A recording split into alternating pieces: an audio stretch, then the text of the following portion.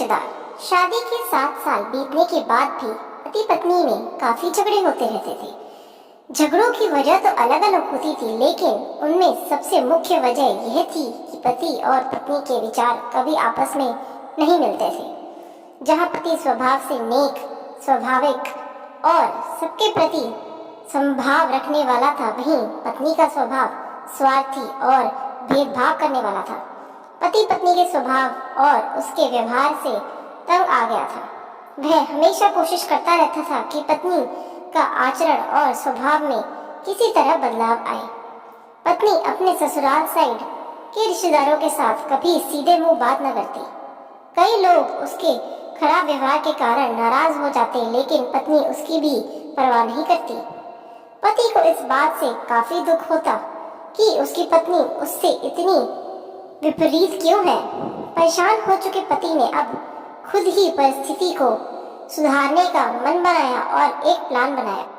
अगले दिन पति ने पत्नी से कहा, सुनो कम्मो, मैं सोच रहा था कि मम्मी, पापा, बहन, भाई और उनके बच्चों को घर पर इनवाइट कर लेता हूँ। काफी समय हो गया है उनसे मिले हुए। इसी बहाने उसने मिल भी लेंगे और उनके साथ थोड़ा समय बिताने के लिए भी मिल जाएगा। तुम क्या कहती हो? पत्नी के चेहरे से साफ दिख रहा था कि इसे यह आइडिया पसंद नहीं आया, लेकिन उसने पति का मन रखने के लिए बेमन से हाँ कर दिया। पति खुश हो गया और पत्नी को अगले दिन अच्छा खाना बनाने के लिए बोलकर सभी को फोन करके बड़े प्यार से अपने घर आने के लिए न्योता देने लगा। जब पति फोन पर बिजी था तो पत्नी सोच रही थी, ये आदमी भी ना अपने फालतू के कामों से बाज नहीं आएगा। क्या जरूरत है सबको घर पर बुलाने की? सब मेरे घर आएंगे और राजाओं की तरह ऑर्डर करेंगे और मैं दासी की तरह उनकी सेवा करूंगी। नहीं नहीं, मैं ऐसा नहीं होने दूंगी। अच्छा खाना तो क्या, मैं इन्हें सादा खाना भी नसीब नहीं होने दूंगी। देखती हूँ कितनी देर टिकते हैं ये लोग मेरे घर। अगले दिन सुबह पति काफी खुश था।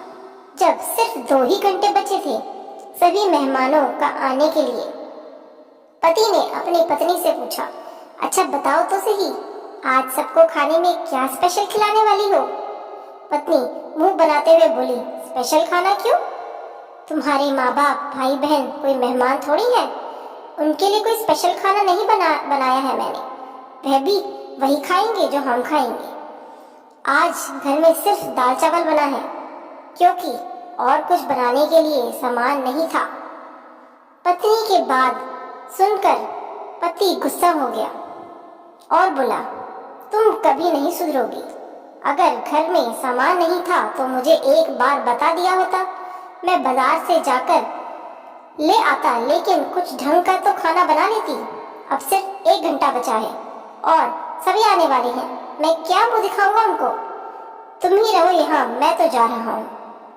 उनके जाने के बाद ही वापस आऊंगा, कहकर पति घर के बाहर चला गया।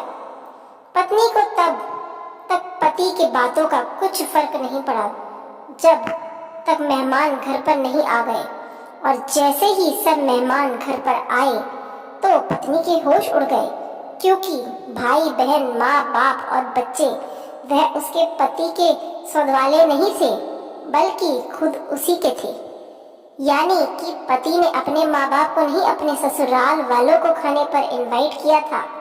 पत्नी अब काफी परेशान हो गई, क्योंकि अपने ससुराल वालों को परेशान करने के लिए न सिर्फ उसने सादा खाना बनाया था, बल्कि खाने में ज्यादा नमक और मिर्च भी डालकर रखा था। अपने मायके वालों को सामने देख पत्नी के हाथ मलने लगी। थोड़ा सोचने के बाद पत्नी ने अपने पति को फोन मिलाया और कहा, तुमने मुझे पहले क्यों नहीं बताया कि मेरे मम्मी पापा और भाई बहन आने वाले हैं? तुम पहले बता देते तो मैं अच्छा खाना उनके लिए बनाती। पति ने कहा, मैंने वही बताया था जो मैं मानता हूँ। मैंने कभी तुम्हारे परिवार वालों को पराया नहीं समझा और तुमने कभी मेरे परिवार वालों को अपना नहीं समझा। और मैं जानता हूँ कि तुमने ये सोचकर कि मेरे मम्मी पापा और भाई बहन आने वाले हैं, जानबूझकर घटिया खाना बनाया। अब तुमने जो किया है उसे तुम खुद ही भुगतो। मुझे पता है तुमने मुझे इसलिए फोन किया होगा ताकि बाहर से खाना मंगवा सको, लेकिन मैं ऐसा नहीं करूंगा ताकि तुम्हें तुम्हारे किए की सजा मिल सके। इतना कहकर पति ने फोन काट कर दिया। ना चाहते हुए भी पत्नी को अपने मायके वालों को वही खाना खिलाना पड़ा। उसके रिश्तेदार ज्यादा मिर्च और नमक वाला खाना भी ऐसा सोचकर खा गए कि बेटी से गलती हो गई होगी, लेकिन बाद में जब दामाद ने सारी बात उन्हें बताई तब उन्हें बहुत शर्मिंदगी हुई और अभी उसके बुरा बर्ताव के लिए उसे डांट कर उससे नाराज होकर चले गए। दोस्तों, अच्छे रिश्ते बनाए जाते हैं प्यार और अच्छे व्यवहार से। सिर्फ खून के रिश्ते अच्छे नहीं होते।